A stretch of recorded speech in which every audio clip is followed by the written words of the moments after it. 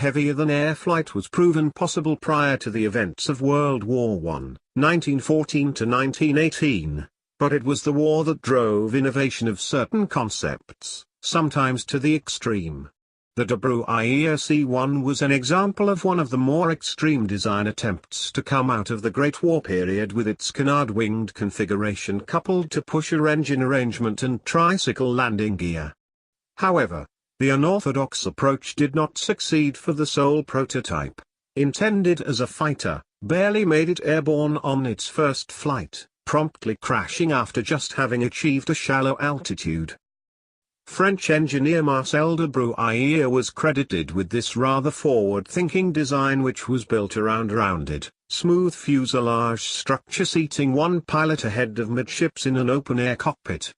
The engine installation was immediately to his rear and drove a multi-bladed propeller unit in pusher fashion at the rear of the fuselage.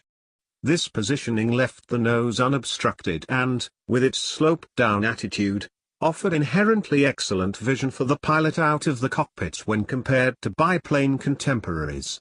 The nose also fitted the canard, small wing foreplanes, unit, which was apparently of an all-moving design for maximum control, another nod to future combat aircraft development. While the canards served to control pitch for the aircraft, there were ailerons of full wing chords situated at the upper wing element for controlling roll during flight. The de Bruyere C1 had a single bay biplane wing arrangement, and these were the typical over-under planes, though left staggered with the upper element moved slightly forward of the lower. From the front profile, the wings were of unequal span, with the upper element given more surface area than the lower. Bracing the two members were inverted V-type struts and the necessary cabling common to Great War period aircraft. The main planes were positions at midships. The tail unit was as unique as any other part of this interesting aircraft, incorporating a single dorsally mounted vertical tail fin which was of low profile, rounded design appearance. There was a ventral vertical plane as well, and both tail planes were seated just ahead of the spinning propeller blade at the extreme rear of the aircraft. Under the ventral fin was positioned a tail skid in the event the aircraft took a nose-up attitude at any point near, or on, the ground. Known structural dimensions included an overall length of 24.6 feet and a wingspan of 26.10 feet.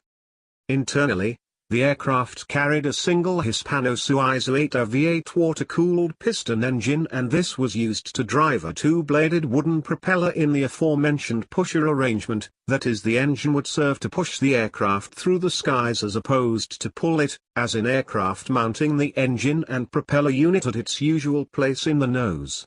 Because of the C-1's short time in the air, no official performance specs were ever recorded, so any such numbers on this page are estimates on the part of the author. The C-1 was, rather optimistically, envisioned to fulfill the role of combat fighter, so proposed armament was to center on a single 37mm Hotchkiss automatic cannon, giving it a powerful bite against contemporaries including enemy bomber aircraft. It is believed that desire to mount this powerful weapon is what prompted de Bruyere to adopt such an unorthodox design for this fighter proposal. The first, and only, flight of the C-1 occurred during April of 1917 as World War I continued to rage on. The flight was had at Étampes in France, and, during this action, the aircraft reached an altitude of just 25 feet before entering an unexpected roll. The airframe ended up on its back on the ground, though the pilot at the controls managed to survive without being crushed. This appears to be the last that was heard from the C-1 design, for it was not repaired, flown again, nor evolved at any future point during the war.